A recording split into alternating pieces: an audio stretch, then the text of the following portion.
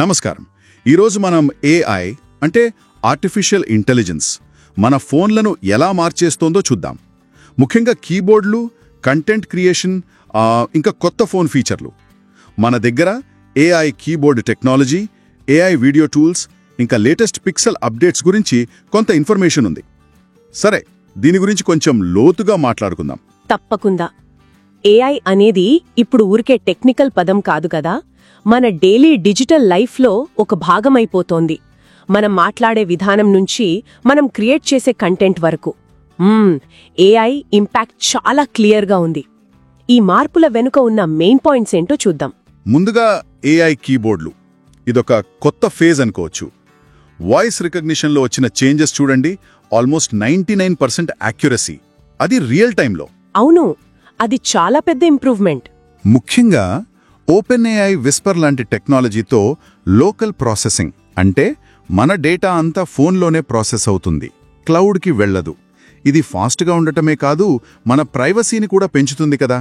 Pixel ఫోన్లలో Gboard advanced ఫీచర్స్లో కూడా ఇలాంటి ఆన్ డివైస్ వాయిస్ టైపింగ్ ఉంది ఇప్పుడు. నిజమే. ఆ లోకల్ ప్రాసెసింగ్ వల్ల యూజర్ల ప్రైవసీ కన్సర్న్స్ బాగా తగ్గుతాయి. మన డేటాపై మనకే కంట్రోల్ ఉంటుంది. అయితే మరి దీనికి పవర్ ఎంత తీసుకుంటుందనేది చూడాలి. అక్కడికే వస్తున్నాను. ఇంకోటి, కస్టమ్ ఏఐ అసిస్టెంట్లు. ఇది కూడా భలే ఇంట్రెస్టింగ్ ఫీచర్.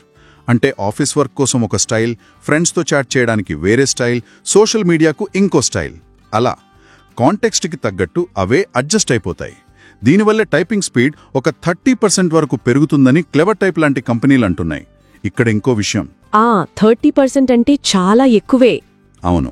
ఇంకా ఈ కీబోర్డ్లు ఇప్పుడు మల్టీలింగ్వల్ సపోర్ట్ ఇస్తున్నాయి.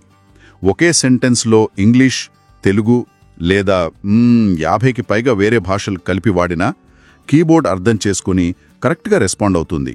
దీన్నే కోడ్ స్విచ్చింగ్ అంటారు కదా. చాలా న్యాచురల్గా జరుగుతుంది ఇది. ఇక్కడ గమనించాల్సిన విషయం ఏంటంటే, కేవలం ప్రైవసీ మాత్రమే కాదు, బ్యాటరీ యూసేజ్ కూడా. కొత్త ఏఐ చిప్స్ వల్ల ఈ ఫీచర్లు లాస్ట్ ఇయర్ మోడల్స్ కన్నా 40% తక్కువ పవర్ వాడుతున్నాయని టాక్. అంటే బ్యాటరీ డ్రెయిన్ అవుతుందనే భయం తగ్గింది. అదొక మంచి పాయింట్. దీన్ని కొంచెం పెద్ద పిక్చర్లో చూస్తే, ఈ మల్టీలింగ్వల్ కోడ్ స్విచ్చింగ్ కేపబిలిటీ ఇది గ్లోబల్ కమ్యూనికేషన్ను చాలా ఈజీ చేస్తుంది, లాంగ్వేజ్ బ్యారియర్స్ను తగ్గిస్తోంది. కరెక్ట్. సరే, కీబోర్డ్ల నుంచి కంటెంట్ క్రియేషన్ వైపు వస్తే ఇక్కడ కూడా ఏఐ ప్రభావం బాగానే ఉంది. ఇప్పుడు మనం రాసిన టెక్స్ట్ నుంచి వీడియోలు క్రియేట్ చేయొచ్చు. అవునా? ఎలా? గూగుల్ వియో, ఇది గూగుల్ స్టూడియో ఏఐలో భాగం, లేదా మెటా ఏఐ లాంటి టూల్స్తో జస్ట్ టెక్స్ట్ ప్రాంప్ట్స్ ఇస్తే చాలు, వ్లాగ్స్ లేదా చిన్న వీడియో క్లిప్స్ అవే తయారు చేస్తాయి. మొన్న ఆర్టిఫిషియల్ తెలుగు ఛానల్ వాళ్ళు చూపించారు కదా, రోమన్ తెలుగులో ప్రాంప్ట్ ఇస్తే ChatGPT script, visual ideas ఇవ్వడం, వాటిని వియోలో వాడి వీడియోస్ ఎలా చేయొచ్చో. అది చూసేను, ఇంట్రెస్టింగ్గా ఉంది. విజువల్స్ మాత్రమే కాదు, డ్రీమ్ సింగ్ ఏఐ లాంటి వాటితో తెలుగులో వాయిస్ ఓవర్ కూడా ఈజీగా యాడ్ చేయొచ్చు అంటున్నారు. అయితే ప్రస్తుతం ఈ టెక్నాలజీతో వచ్చే అవుట్పుట్కి ఇంకా కొంచెం హ్యూమన్ టచ్, మెరుగులు దిద్దాల్సి ఉంటుంది కదా. అంటే ఇది పూర్తిగా ఆటోమేటిక్ అనడానికి ఇంకా టైం పడుతుందేమో. నిజమే. పర్ఫెక్షన్ కోసం ఇంకా మనిషి ఇన్వాల్వ్మెంట్ అవసరం. అలాగే పిక్సెల్ స్టూడియోతో ఫోటోల నుండి లేదా టెక్స్ట్ ప్రాంప్ట్ల నుండి యునిక్ స్టిక్కర్లు, ఇమేజ్లు కూడా క్రియేట్ చేయొచ్చు. పిక్సెల్ 9 సిరీస్లో అయితే జీబోర్డ్ నుండే డైరెక్ట్గా ఏఐ స్టిక్కర్లు జనరేట్ చేయొచ్చట. కావాలంటే మన ఫోటోలోని బ్యాక్గ్రౌండ్ తీసేసి స్టిక్కర్గా మార్చుకోవచ్చు. వావ్! ఈ ఏఐ ఫీచర్లు వేర్వేరు యాప్స్తో ఇలా ఇంటిగ్రేట్ అవ్వడం చాలా ముఖ్యం. జీబోర్డ్లో పిక్సెల్ స్టూడియో ఇంటిగ్రేషన్, అది మంచి ఉదాహరణ. యూజర్లకు చాలా కన్వీనియంట్గా ఉంటుంది. ఇంకా జూన్ పిక్సెల్ డ్రాప్లో వచ్చిన కొన్ని ఫీచర్స్ చూద్దాం. పిక్సెల్ విఐపీస్ అనే విడ్జెట్ ఒకటొచ్చింది. విఐపీస్ విడ్జెటా? అదేంటి? అంటే మనకు ముఖ్యమైన కాంటాక్ట్స్ ఉంటారు కదా, వాళ్లతో ఈజీగా కనెక్ట్ అవ్వడానికి, వాళ్ళ అప్డేట్స్ చూడ్డానికి, అవసరమైతే వాళ్ళ కాల్స్ డూ నాట్ డిస్టర్బ్ మోడ్ను కూడా బైపాస్ చేసి వస్తాయి. ఓకే, అంటే ఇంపార్టెంట్ కాల్స్, మెసేజెస్ మిస్ అవ్వకుండా ఉంటాయన్నమాట. ఎగ్జాక్ట్లీ. అలాగే మ్యాగ్నిఫైయర్ యాప్లో లైవ్ సర్చ్ అని కొత్త ఫీచర్. ఫోన్ని చుట్టూ మూవ్ చేస్తూ ఉంటే అక్కడున్న టెక్స్ట్ లేదా ఆబ్జెక్ట్స్ని వెతకచ్చు, ఫోటో తీయక్కర్లేదు. ఇది కొంచెం విజువలీ ఛాలెంజ్డ్ వాళ్ళకి చాలా హెల్ప్ అవుతుంది. అది యాక్సెసిబిలిటీకి బాగా ఉపయోగపడుతుంది. అవును.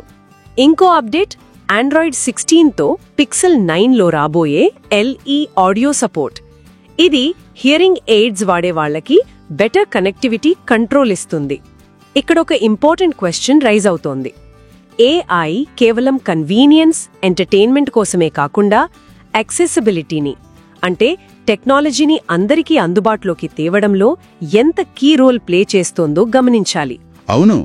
సో మొత్తానికి ఇదంతా చూస్తుంటే AI అనేది మన ఫోన్లలో ప్రతి చోటా కలిసిపోతోంది.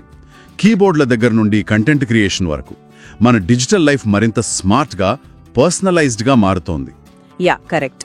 ఈ టెక్నాలజీలు కమ్యూనికేషన్, క్రియేటివిటీని చాలా వరకు సింప్లిఫై చేస్తున్నాయి. అయితే ఆలోచించాల్సిన విషయం ఏంటంటే, ఫ్యూచర్లో ఈ AI టూల్స్ మనల్ని మనం ఎక్స్ప్రెస్ చేసుకునే విధానాలను, ఐడియాస్ పంచుకునే పద్ధతులను ఇంకెంత కొత్తగా మారుస్తాయో చూడాలి. భాషను, క్రియేటివిటీని AI ఇంత ఈజీ చేస్తున్నప్పుడు మన ఓన్ స్కిల్స్ మీద దాని ఇంపాక్ట్ ఎలా ఉంటుందో అదొక పెద్ద క్వశ్చన్ మార్క్.